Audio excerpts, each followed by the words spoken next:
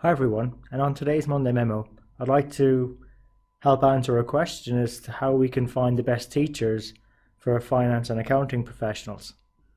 Now, if like me, you've probably had a number of teachers over your career in different stages of our lives, and whilst it might be easy enough to pick a favourite from them, it could actually be quite difficult to figure out who was actually for the best at the right time, and then also maybe even to know how to get the best out of their knowledge that they share with us.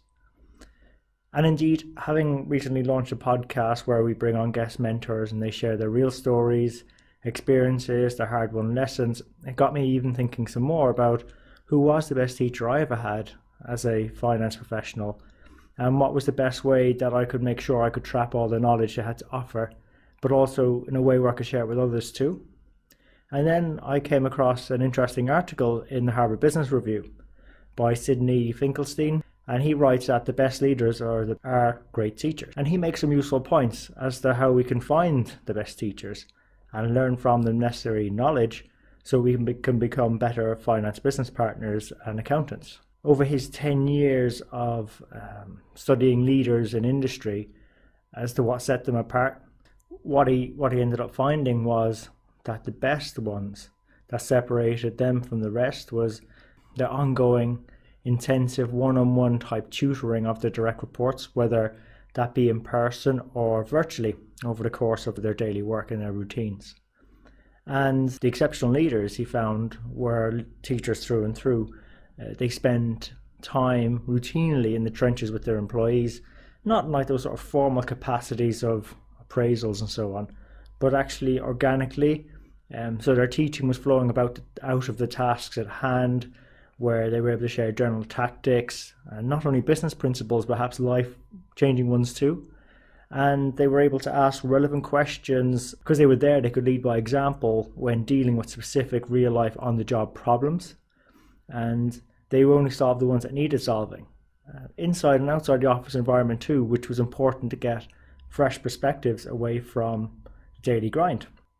And what's really interesting is that, according to cognitive psychologists, there are many benefits with this type of personal instruction. The main ones being it fosters better compliance, better competence through improved mastery of the necessary skills, but also independence of thought and action. And like the author of the article, I agree there's many benefits of leading with this sort of organic teaching. But then why do so many of our finance leaders fall back on the more traditional development and management practices, such as those formal appraisal reviews, using CPD, CPE courses, limiting their advice to career plans, or maybe acting as sounding boards that navigate internal politics within the accounting and finance departments and the rest of the business?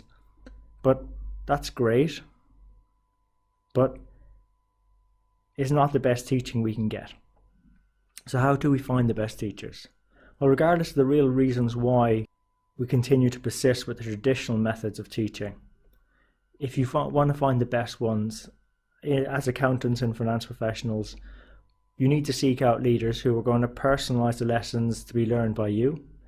That's going to take your experience beyond your current office environment and also offer some leadership by example with real experience from being in the trenches. And that's what we're trying to do here by building up the Strength in the Numbers show. Given most companies still persist with these traditional training and development approaches, if we just accept that this is always going to be the case, we'll never be guaranteed that we get the necessary practical teaching and knowledge that's really relevant for our careers and also help us improve to make a bigger impact for our organizations. So the guest mentors that we invite onto the show, they're amongst the most effective leaders in finance and accounting. They offer lessons, their personal experience that comes from outside your current office environment, and they're still close enough to the trenches to know what's going on day to day, and also to provide relevant steps that work and can be replicated on how to avoid common pitfalls that they've experienced and learned from themselves. Now, naturally, not all the mentors on the show are going to be relevant to you.